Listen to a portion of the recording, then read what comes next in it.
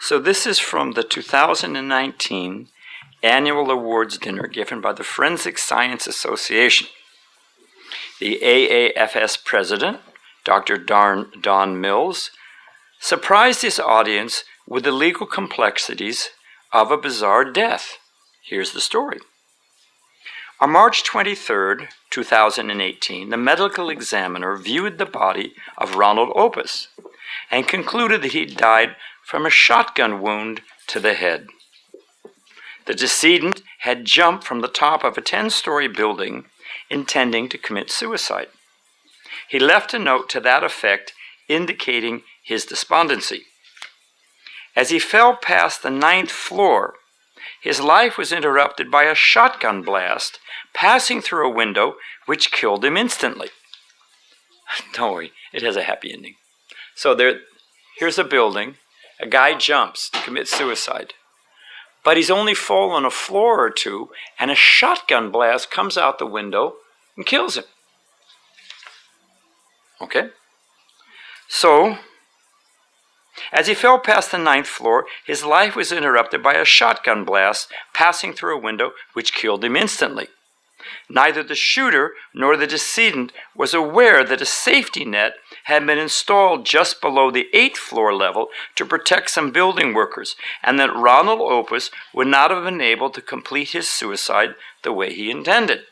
So he'd fall off, he would have been caught in a net, so he wasn't going to commit suicide. Ordinarily, Dr. Mills continued, a person who sets out to commit suicide and ultimately succeeds, even though the mechanism may not be what he intended, is still defined as committing suicide. That Mr. Opus was shot on the way to a certain death 9 stories below at street level, but that the suicide attempt probably would not have been successful because of the safety net, caused the medical examiner to feel that he had homicide on his hand. He had a murder on his hand, because whoever shot the shotgun, that's what killed the guy. On the room of the 9th floor, from whence the shotgun blast emanated, was occupied by an elderly man and his wife. They were arguing vigorously, and he was threatening her with a shotgun. The man was so upset that when he pulled the trigger, he completely missed his wife, and the shotgun blast went through the window, striking Mr. Opus.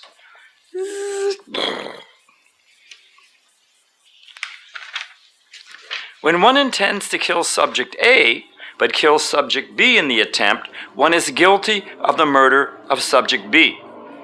When confronted with the murder charge, the old man and his wife were both adamant. They both said that they thought the shotgun was unloaded. The old man said that it was a long-standing habit of his to threaten his wife with the unloaded shotgun. Not a very pleasant fellow. He had no intention of actually murdering her. Therefore, the killing of Mr. Opus appeared to be an accident. That is, the gun had accidentally been loaded. Wrong. The continuing investigation turned up a witness who saw the old couple's son loading the shotgun about 6 weeks prior to the fatal accident of Mr. Opus. It transpired that the old lady had cut off her son's financial support, and the son, knowing the propensity of his father to use the shotgun threateningly, had loaded the gun with the expectation that the father would shoot his mother. The case now becomes one of murder on the part of the son for the death of Ronald Opus. But here comes the exquisite twist. Further investigation revealed that the son was in fact Ronald Opus, the guy who jumped off the roof. Hold on. So I'll pick it up again. Further investigation revealed that the son was in fact Ronald Opus. He had become increasingly despondent over the failure of his attempt to engineer his mother's murder. This led him to jump off the 10-story building on March 23rd, only to be killed by a shotgun blast passing through the 9th-story window. The son had actually murdered himself, so the medical examiner closed the case as a suicide. It's bizarre. But the point I'm trying to make, or at least as a preface of it, there's a Sanskrit term called a darshan. And a darshan means those of you who know our tradition, darshan means to see. Adarshan means to, well, we say things happen by, oh, do we want that open? Is there a ghost? What happened? You don't mind? Yeah, the fresh air is nice. Ronald Opus on the other side. The point is that we say things happen by chance. Oh, it happened by chance. And in the Sanskrit language, our spiritual source books are written in Sanskrit. In the Sanskrit language, there's no word for chance. They don't say chance. They say adarshan. Adarshan means there's a cause, we just don't see it. Everything has a cause. Just because we don't see the cause doesn't mean that there isn't a cause. So we think things are happening by random or by chance or whatever. But actually, according to the Vedas, Jesus says, as you soweth, so shall you reap. You put a seed in you're not going to put a banyan seed in the ground and a mango tree is going to come up. Whatever you put in the ground, that's what comes up. So according to the Vedic literature, there's karmas put into different phases. One is the desire. It's called the seed. Then when we act on that, it's like planting the seed in the ground. Little seedling comes up. And ultimately that fructifies. That creates a fruit. So we have a desire, which causes an action, which in due course bears fruit, which is the karmic reaction for whatever we've done. As we've sown, that we will reap. So the point we're trying to make is that there is a great science of how to, everything has an equal and opposite reaction. You throw a ball down, it bounces back. So we may be stumbling along through life, why did this happen, or why did that happen, or how do I get this result when I wanted that result? It all depends on what we've done in a past life, or even in this life. That karma, we had a desire, we performed an act, that seed germinated, and now it bears fruit. We're getting the reaction of that. The point I'm trying to make is that man is called the rational animal. You heard this saying, man is the rational animal. Now, what is that rationality? Dogs are eating, we're eating. Dogs are sleeping, we're sleeping. Animals are mating and even fish some fish have territorial, they have a parameter. They have their own little, some fish are very I think there's a fish called a tiger fish. And if you put another fish in it, it'll kill it because you're invading its space, So there's all kinds of, what makes us different than animals? And that is to understand, wait a minute, what I do, there's a sequence. I'm performing in this way, and I'm going to get this result. If I don't want that result, then maybe I should act differently. So how to traverse through life, there's a science. There's so many, I guess I'll say it this way. If we don't like where we're at, and we don't like what's happening to us, then we should consider what is the cause and be aware I'm suffering now for something I've done in the past. And all of our desires, each desire is like a seed, and the more seeds you plant, the more results you get. So how to desire in such a way that one does not create karmic reaction and suffer for it. One of the things that monks do, and you'll find it in every genuine spiritual tradition, is that there's things that we should do and we shouldn't do. I was teaching one of our young monks from India how to drive a car. Anyone who's seen me, yeah, you're laughing, anyone who's seen me drive, now, how many things are wrong in this picture? But, and I gave him that DMV book, the little DMV book that has all the different, rules and signs. And so I remember he said to me, he said, why are there so many signs? Do we have to follow those signs? And I said, my friend, those signs are our friends. You like those signs. Like, one way, do not enter. That's a pretty valuable sign. or, railroad crossing, or, bridges out. Those are pretty valuable signs. So if we just, I'll just go with the flow, and, it's just whatever I feel, well, that may not turn out so well, according to the Vedic literature. So what we're doing here, several things, there's many things we're doing here. And it's not that there's a clear boundary. All right, you guys are monks, and you're in your little box over here, and I'm citizen B, and I'm in my box over here. Actually, spiritual life is for everyone.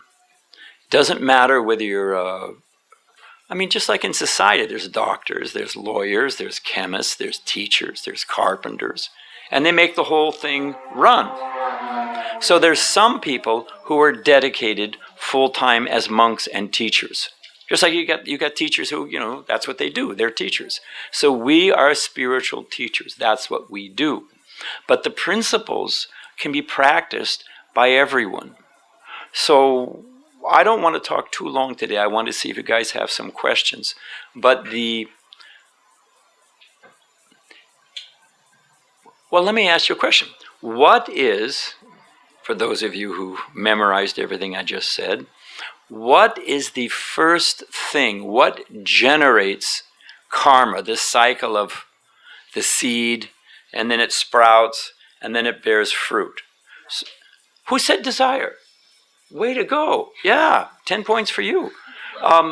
It's desire. Therefore, what to desire, how to desire. So I don't want to go too far afield, but according to there's many subtle, if I have three colors, red, blue, and yellow, anyone who's a painter, from the three colors, primary colors I think they're called, red, blue, and yellow. You can combine those colors together and make any color in the rainbow by a little more green, a little more red, whatever. You can create from three primary colors. It says in the Vedas, our spiritual source books, that there are three influencers. Like people say, looking at the world through rose-colored glasses, it taints your vision. So blue is compared to the mode of ignorance. That's one way of looking at the world. Another way is in the mode of passion. That's like it's compared to red. And yellow is compared to goodness. So we can see that we're seeing the world through these different lenses.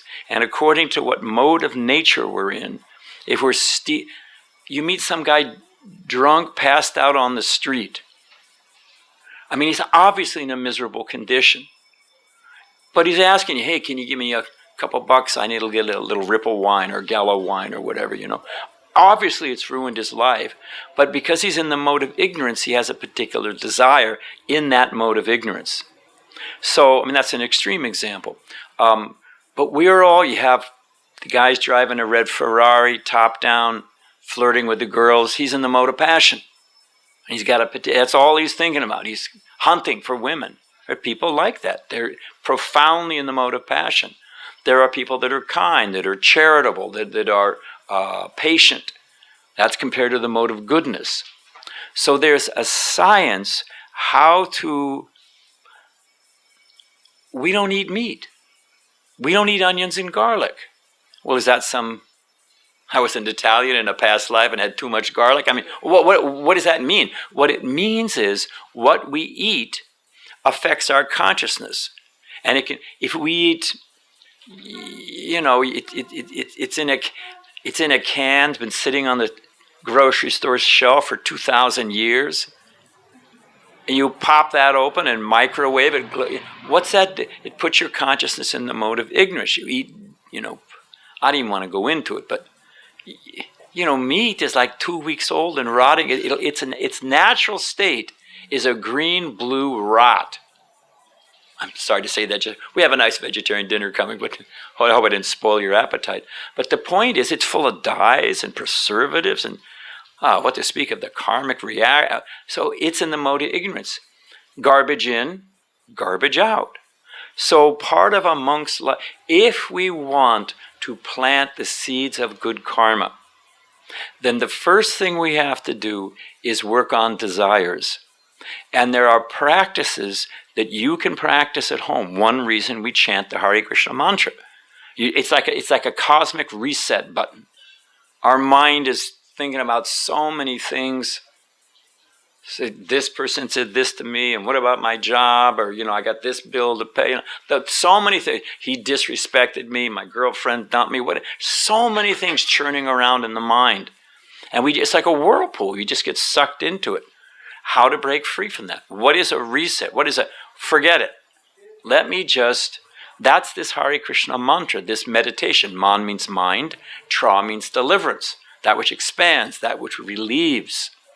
So that's just one simple example of a way to actually push aside the mode of ignorance, the mode of passion, the mode of goodness, all of that, put all of that aside and get in touch with our real self, the soul that's riding within this body, that's working through the mind.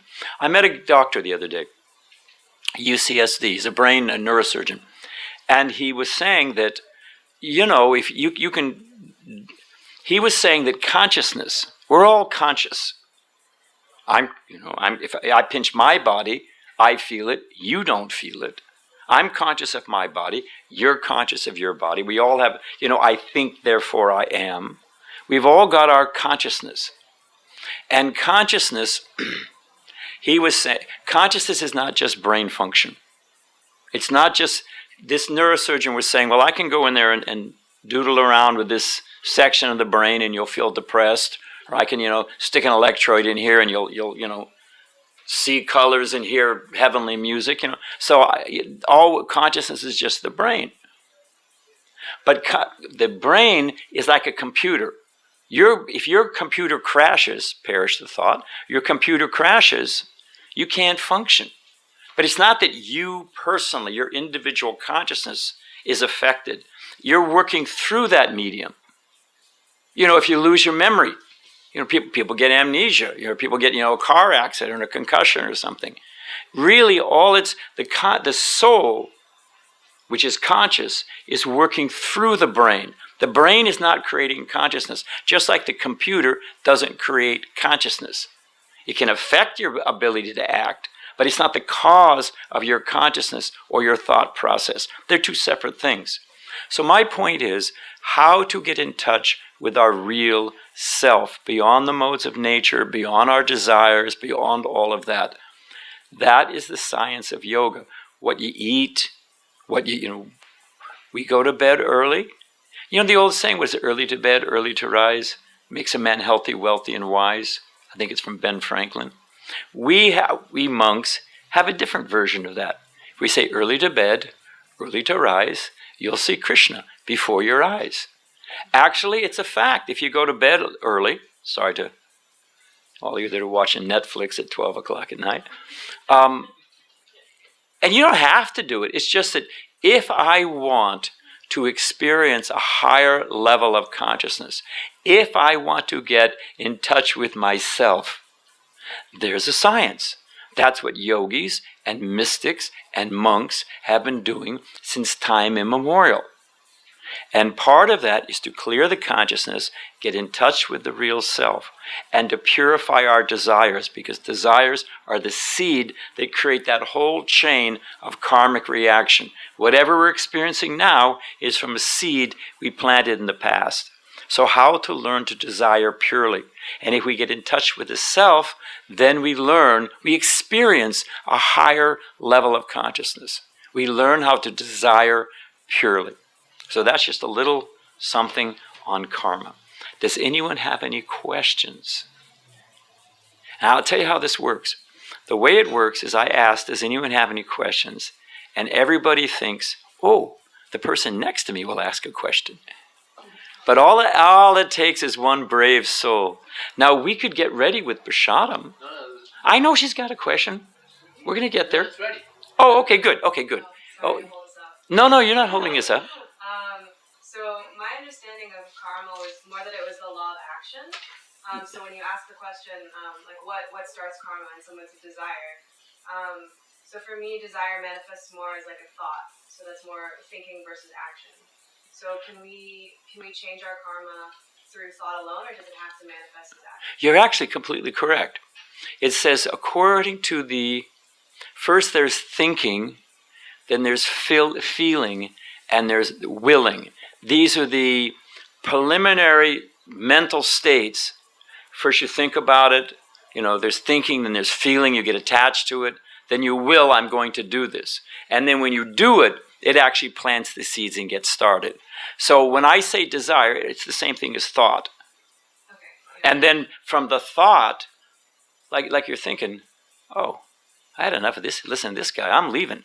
So there you're thinking, and then you actually act.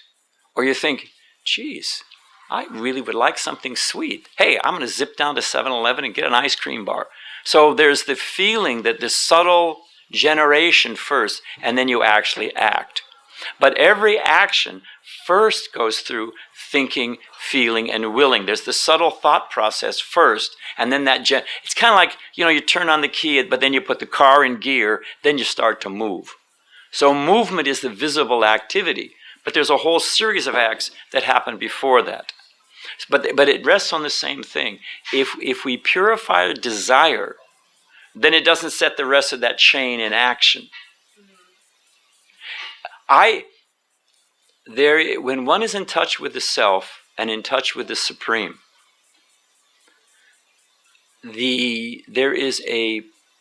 it says Brahmabhuta Prasannatma Nasojate Nakanchate. This is a verse from the Gita. That's the Sanskrit. And what it means is that one who's in touch with the self and the Supreme, two go together. The awareness of our actual spiritual nature. The nature of the self, our default mode, each one of us, we're not this body, we're not the mind, we're the soul within. And the default natural state of the soul is eternal, full of knowledge, and full of happiness. Just like if I have a diamond, if I drop it in the mud, it can be completely covered with mud. But it's still a diamond, isn't it? Its actual nature hasn't changed, it's covered. If I clean it, if I uncover it, its natural state as a diamond will manifest. Each one of us is an individual spirit soul. Atma is the Sanskrit word. Completely pure, completely free from anxiety, completely free from fear. If we know we're not this body, if we know we're not the mind, but we're the eternal soul, then we're freed from so many fears. Old age, disease, I'm not pretty enough, I'm not handsome enough, I'm too short, I'm too tall, I'm black, brown, red, whatever. All that garbage just falls away. So if we get in touch with the self, free from fear, Brahmabhuta Prasannatma, we taste the happiness of the self, and we're free from nasojate nakanchate, hankering and lamenting. Generally speaking, we're in two states. We're aspiring, oh, I want this, how to get this. We're hankering for I want, I need, with some vacuum we want to fill. So we're hankering. Then we may get it. Most of the time we don't get it. But we may get it for a few minutes, and then it leaves. And then we're lamenting, oh, I used to be young, I used to be this, I was with this person and they left me, or whatever it is. We're either hankering or lamenting. And each of them is an anxiety-ridden state.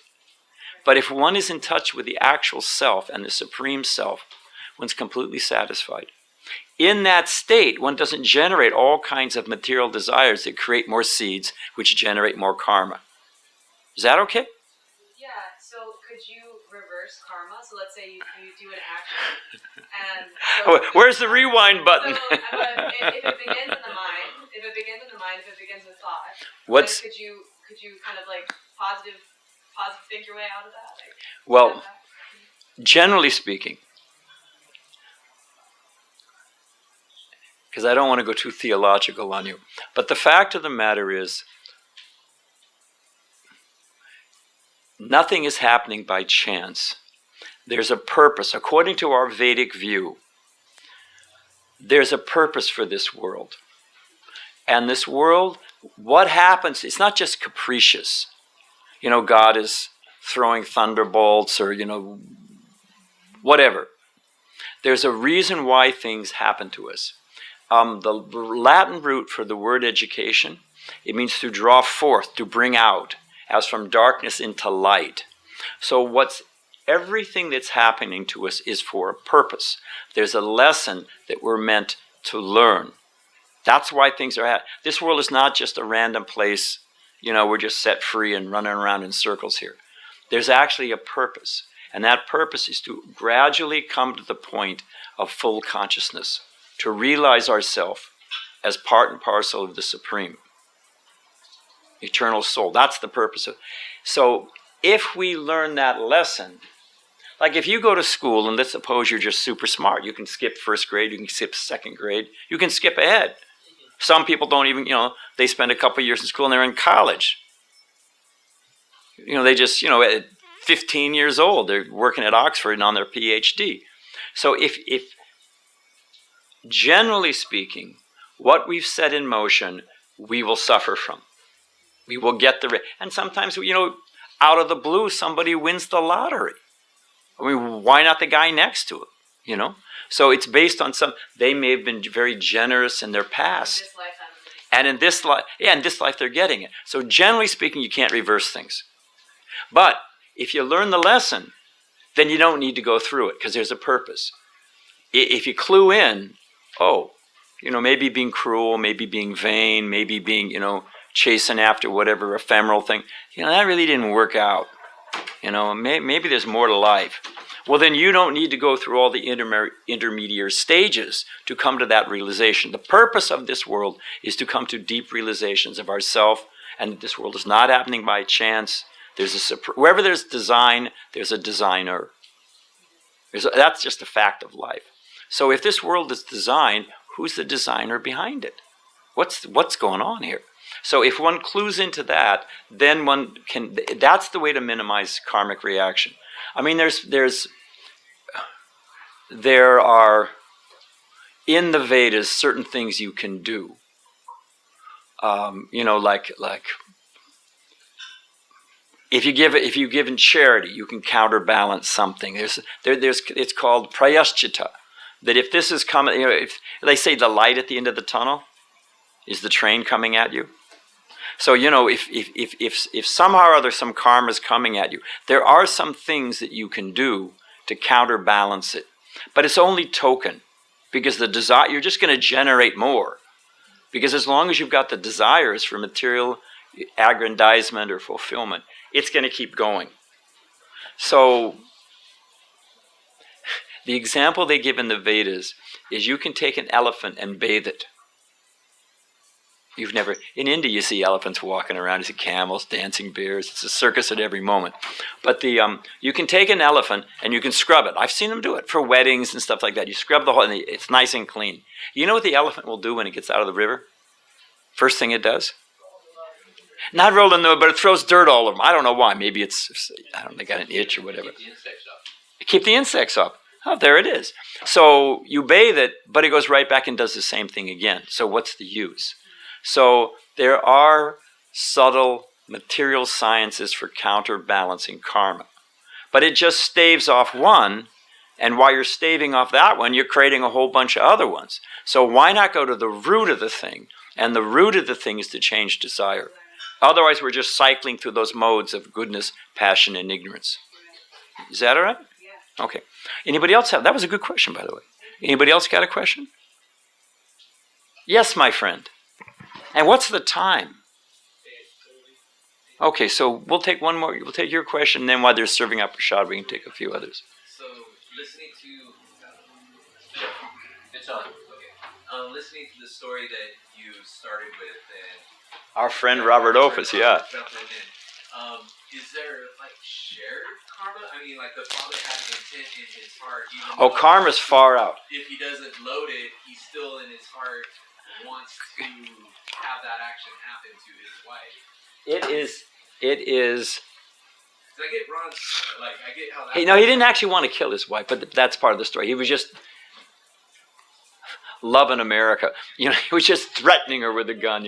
But the point is, there's a section in one of the books we study. It's called Bhagavad Purana or Srimad Bhagavatam. It's the first volume, and there's a whole section there that the two great personalities are talking about karma.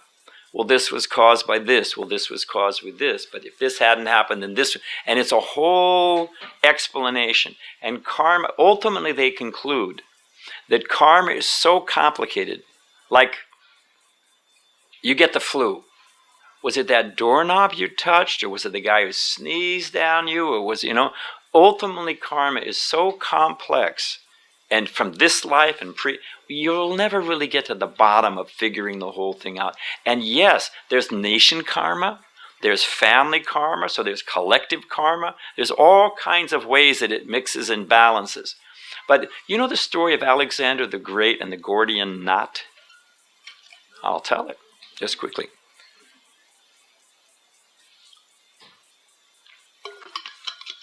And who knows if it's folklore or whatever. But the story is, Alexander the Great, I mean, how great is he? Where is he now? And who knows? Karma and reincarnation, maybe a dog in Switzerland. But so he was coming through a narrow pass with his army. I think through the Hindu Kush, which is where you can come through the Himalayas from the Central Asia. And when you go through a pass, you got to go single file. And or close to it. And when an army is single file, it's very easy to be ambushed and controlled. So there was a king they were passing through this narrow pass, Alexander the Great's army. And the king said, hey, I got my soldiers on the ridges on both sides. You're not getting through here. But I'll give you a challenge. If you can untie this knot, it's called the Gordian knot, then I'll let you through if you untie it. And if you fail, I'll kill you. And just to confirm, there were a stack of skeletons on one side of attemptees who failed. And this was the ultimate Boy Scout knot.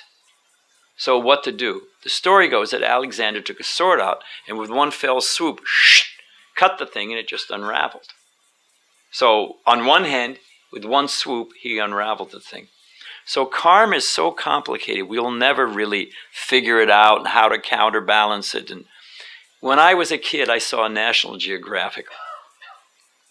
And it's a good thing on one hand. There's a group, a sect in India, they're called Jains. And they're very much into nonviolence. And the Jain masters, they wear a mask so they don't kill any bugs when they breathe in, And they have somebody who sweeps in front of them so they're not stepping on any bugs. So they're trying to counteract all these forces of karma. Now, when I was a kid, I was thinking, okay, you got somebody, you don't want to step on bugs, so you got somebody sweeping in front of you, right? But they're stepping on bugs. So they're just your agent. So you put a guy in front of him, well then, how many do you put? Well, I figured, my little kid's brain, I was thinking, the only way that would work is if you just walked in a circle. Then that way, you wouldn't be stepping on any bugs. The first guy sweeps, and one time around, you got it clean. But you're not going anywhere. So to counteract the laws of karma is extremely complicated. And as we were saying earlier, you're also generating more karma. So the key, once again, is to go to the center of the thing. The center of the thing is to purify our desires. And purify the desire means to understand ourselves and act on that spiritual platform. Then we're not generating more karma. And if we've learned the lesson, then just like if you've mastered first and second grade, you can just skip ahead. So if we understand karma and ourself and act on pure desires, which are frankly to serve the Supreme, if we do that, then that's the only way to become free from karma.